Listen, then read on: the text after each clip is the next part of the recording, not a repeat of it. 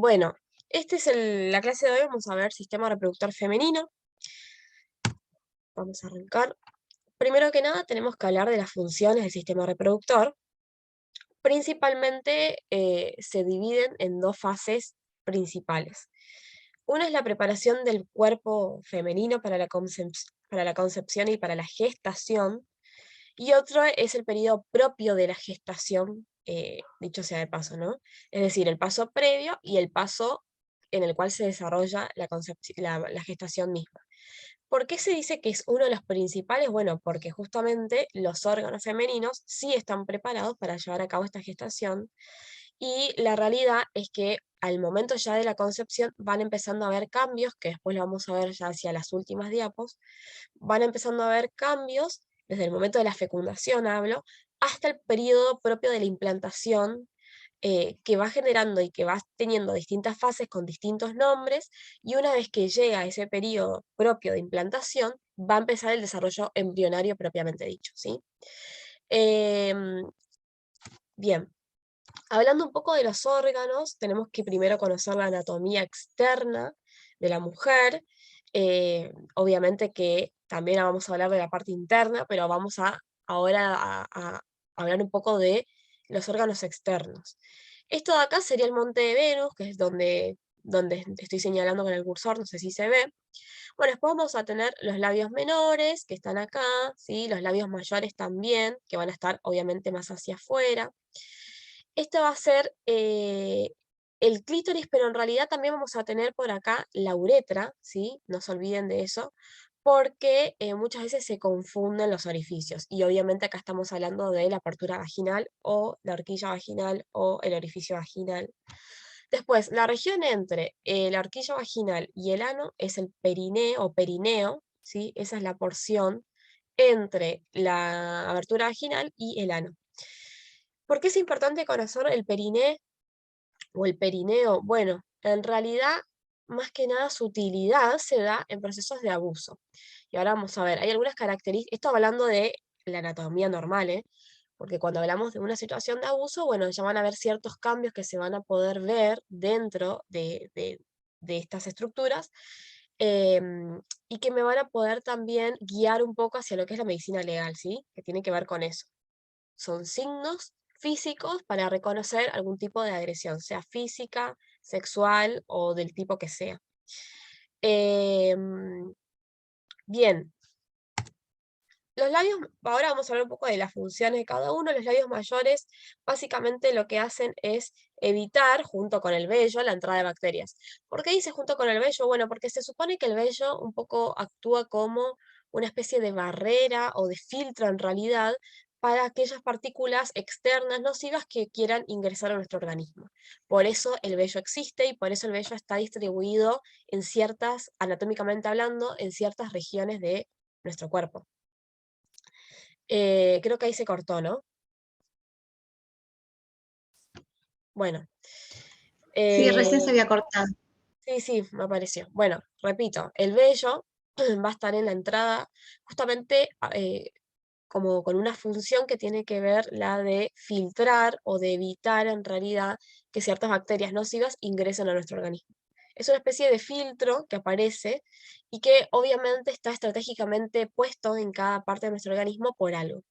Es decir, pasa lo mismo con las fosas nasales, ¿sí? Tenemos unas cilias, unos pelitos, que justamente durante el momento de la respiración lo que hacen es filtrar esas partículas nocivas que quieren ingresar, y además de eso humidifican eh, el aire como para que no sea tan nocivo para las vías aéreas. Bueno, acá pasa algo muy similar que tiene que ver con esta función de barrera o de filtro, más que nada para protección. Y los labios menores lo que hacen básicamente es, además de evitar también la entrada de bacterias por su anatomía, sino que también mantienen la temperatura local, corporal, y bueno, y protegen para que no entren bacterias ni en el meato urinario ni en el conducto vaginal, es decir, en los dos orificios que podemos tener dentro de lo que es la vagina, ¿sí? Bueno, después esto sería el clítoris, obviamente que desde una mirada es como si yo le hiciese un corte y sacara el clítoris, porque más que nada lo que uno ve es más la parte externa desde, desde una mirada desde afuera. El clítoris es digamos, es el órgano con más raíces sensitivas, nerviosas, y que por eso mismo se relaciona con la función del placer.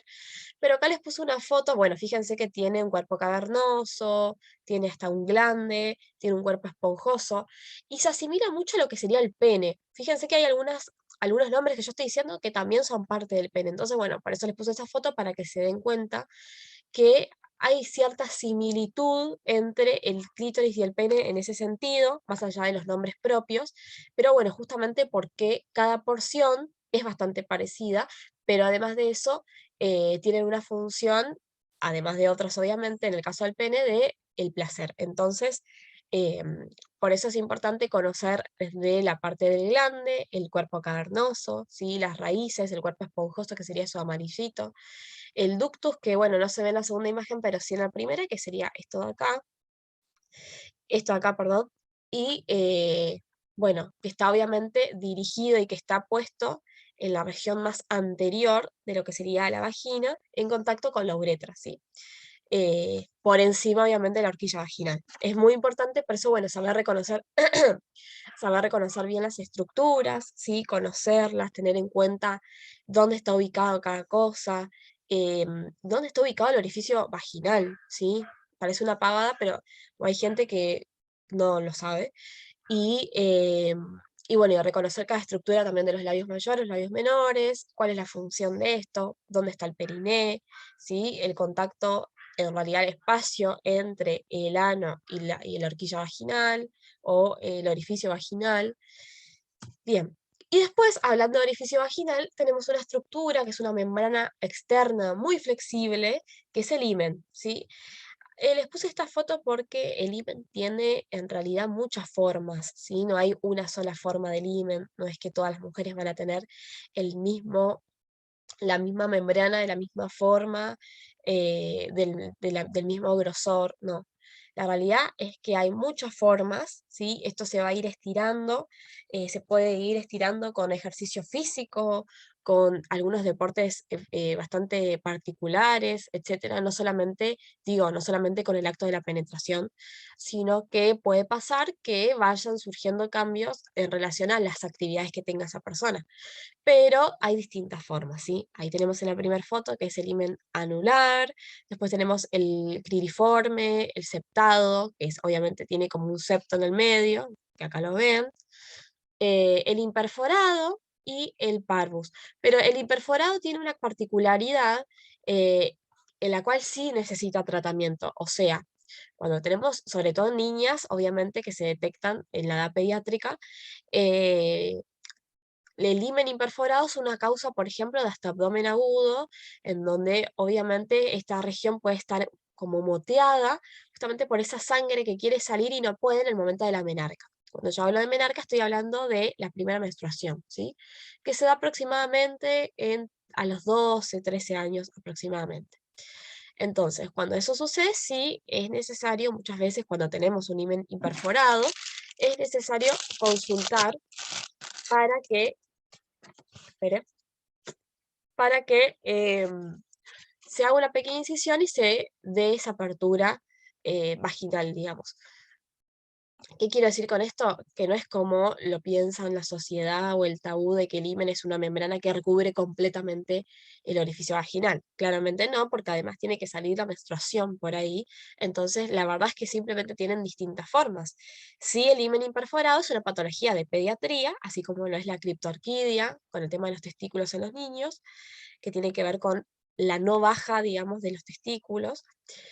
Acá el himen imperforado sí es una patología que, bueno, hay que hacer una incisión y tratar de que se concrete ese orificio vaginal para que más que nada tenga la salida de la menstruación y, bueno, obviamente es una cavidad que no puede quedar así. Esto muchas veces obviamente pasa por cambios, en realidad el desarrollo durante el desarrollo embriológico fetal y que, bueno, puede pasar que haya una niña así, pero no debería generar ningún tipo de causa más grave, ¿sí? Es algo que se puede resolver. Obviamente este área, en caso de tener himen hiperforado, puede ser que esté un poco moteado, ¿sí? Que haya un signo como de abombamiento, sobre todo si está en una edad en la cual debe iniciar la menarca, ¿sí? Y bueno, más que nada por eso. Bien, ahora hablando un poco de los órganos internos, para ir adentrándonos en esto, tenemos que saber que, salí las luces, esperen que anoto algo. Bueno, tenemos que saber que en la parte más interna de nuestro útero vamos a tener obviamente el útero. El útero va a tener distintas capas musculares, ¿sí? Ahora lo vamos a ver mejor en otra foto que creo que puse. A ver, acá sí, después lo vemos mejor. Bueno, para reconocer así a grandes rasgos, este sería el útero. Esto obviamente estos son los pliegues vaginales, que son propiamente del canal vaginal. Este es el cérvix o el cuello uterino, ¿sí? Cuando uno hace un PAP, lo que hace es abrir esta región, no sé si se ve con el cursor, con el espéculo, ¿sí? El espéculo es como un tubito como transparente que se ingresa por el canal vaginal, eso se va como agrandando para que se agranden las paredes del canal vaginal y uno pueda ver bien el cuello del útero sobre todo.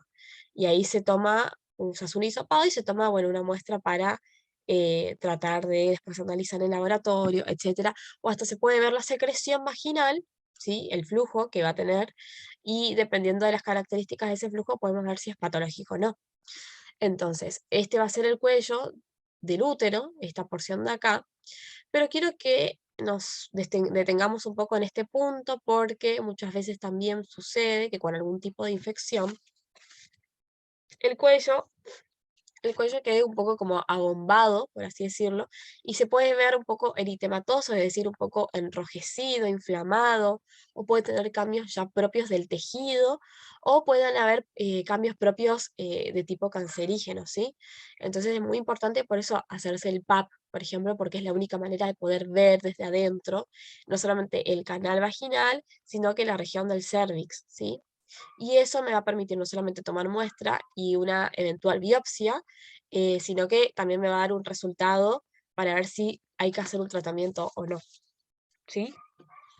Después obviamente vamos a tener esta porción de acá que es como una mano que agarra, que sería las trompas de falopio.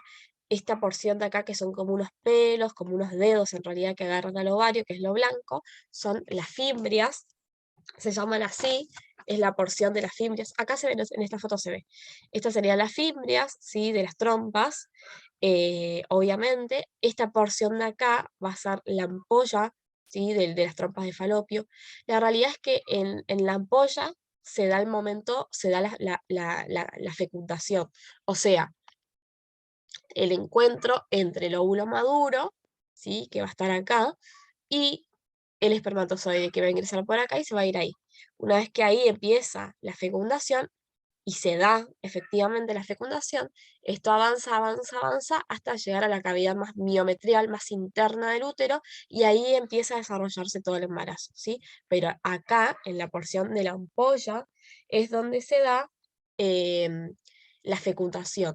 Otro dato para contarles es que también en la ampolla se dan mucho los embarazos ectópicos, ¿sí? Que es un embarazo que en lugar de darse en la cavidad más interna del útero, se da en la porción de la trompa. Puede ser también en el ovario, puede ser en otra porción de la trompa, como en las fimbrias, o en el istmo, o, bueno, en distintas porciones, pero en general pasa acá, ¿sí?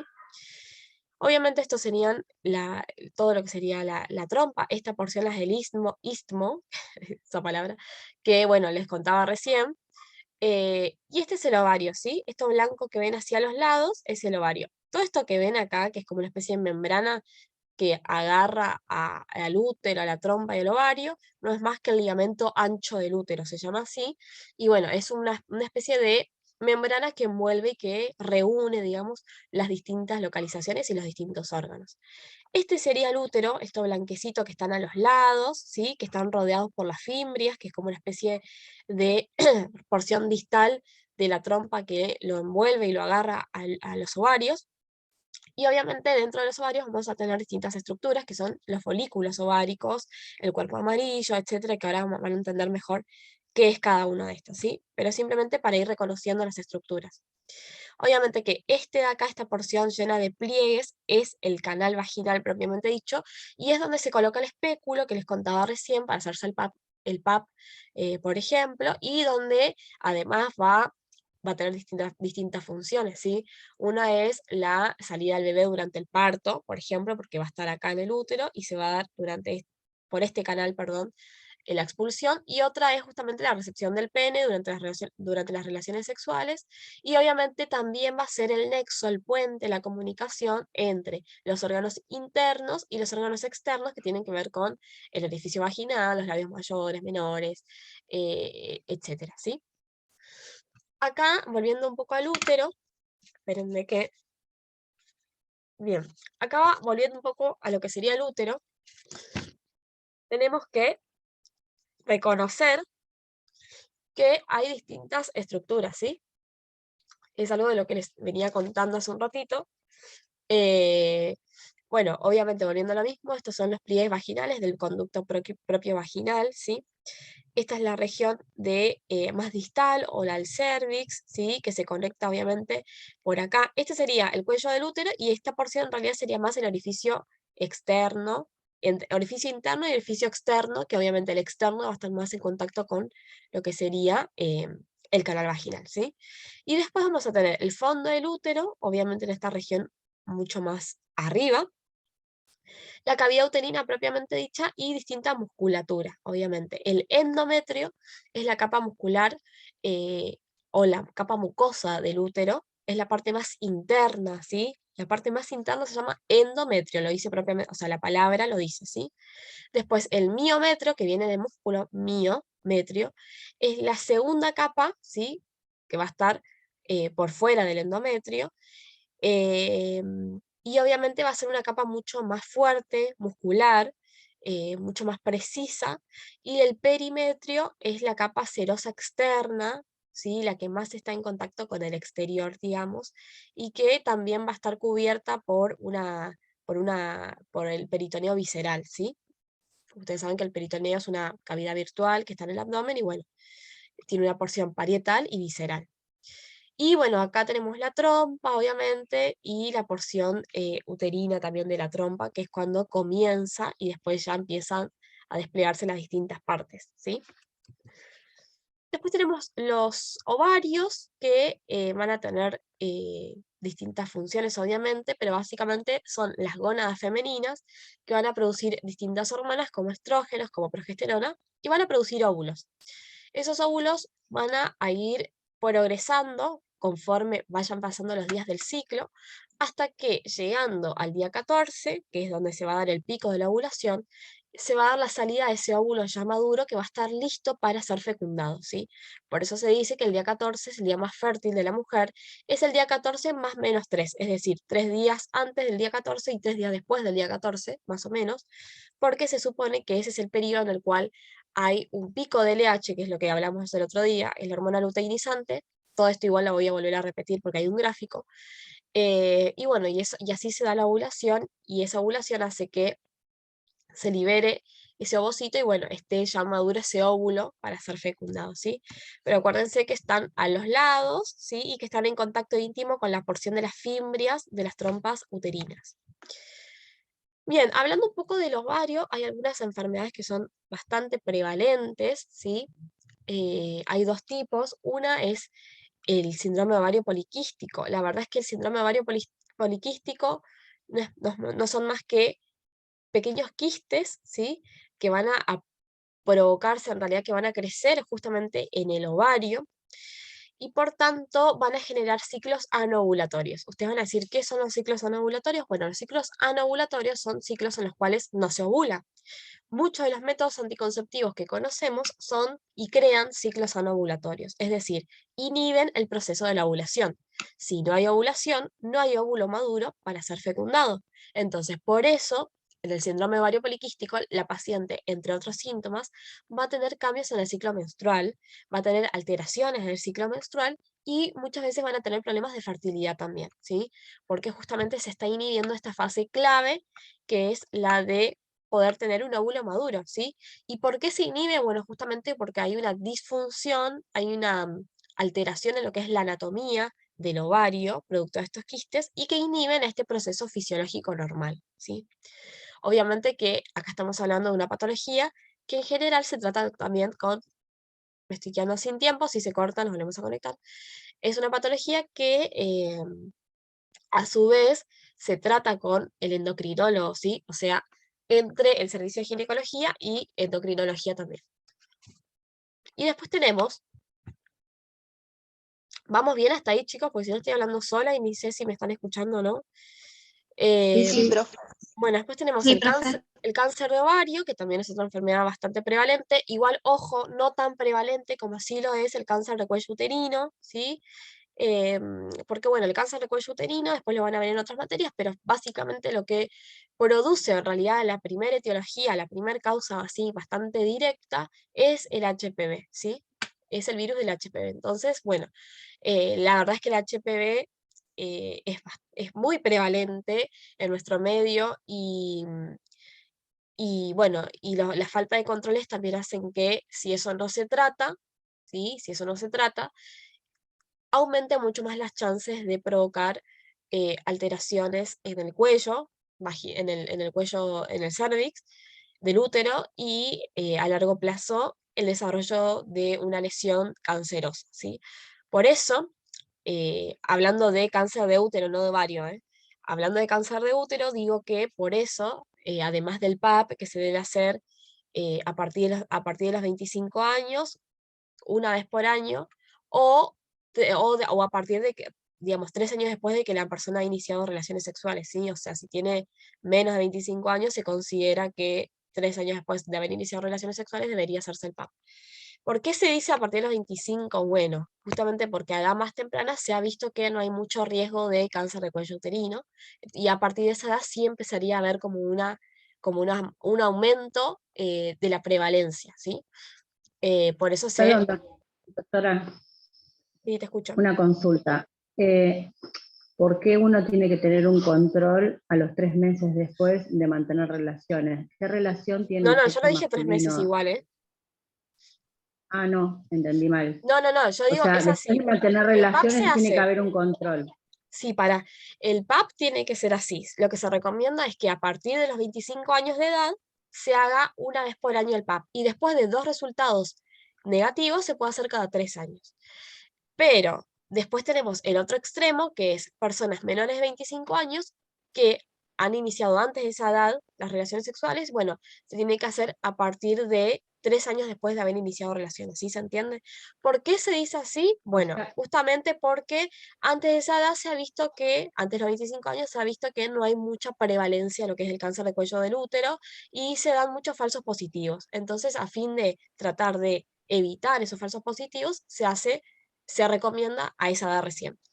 Em, claro, porque en el hospital, por ejemplo, tenemos muchas adolescentes que sí, se obviamente, por eso te mantienen digo, eso es lo que dicen, relaciones y ellas sí tienen que hacerse el papi y la culpa, porque sí, sí, obviamente sí, hasta su mamá. pero Ah, perfecto. eso es lo que dicen las guías, ¿sí? La realidad es Ah, sí, que, eso, es otra.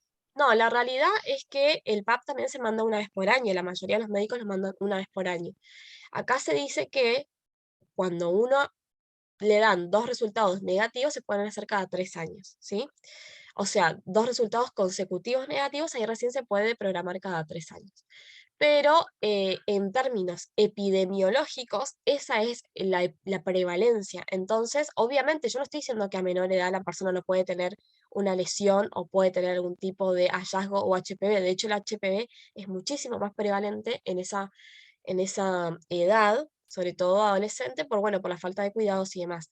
Ojo, que igualmente el HPV, la verdad es que se puede contagiar igual, pero tenemos que saber que esa es la indicación de la guía clínica, o sea, de las guías que uno lee. Lo que sí se recomienda, obviamente, no es que no se pueda hacer en una chica de 16 años un PAP, sí que se puede hacer, ¿sí? Simplemente que, bueno, teniendo en cuenta estas cuestiones son las que dicen las guías. Em, Así que nada, pero a lo que voy es que es mucho más prevalente que encontremos por ahí un HPV en una chica de 16, 18 años que un cáncer de cuello uterino, porque el cáncer del cuello uterino es mucho más prevalente en otra edad, ¿sí? Y tiene que ver con otros factores también, pero que obviamente el HPV es un disparador directo, o sea, es un factor de riesgo muy importante. Bien, el cáncer de ovario también es bastante prevalente, pero bueno, la verdad es que no tanto, digamos, como sí lo es el cáncer de cuello uterino, que viene con un auge bastante importante, y bueno, y tiene que ver con esto también, con la falta de controles, con la falta de cuidados, con la prevalencia del HPV como primer causa. Ustedes saben que el HPV es un virus que tiene muchísimos serotipos, ¿sí? Muchísimas como cepas, para que lo entiendan. Más de 100. Tenemos algunas vacunas que son las que protegen justamente de las variaciones oncogénicas, ¿sí? De los serotipos oncogénicos.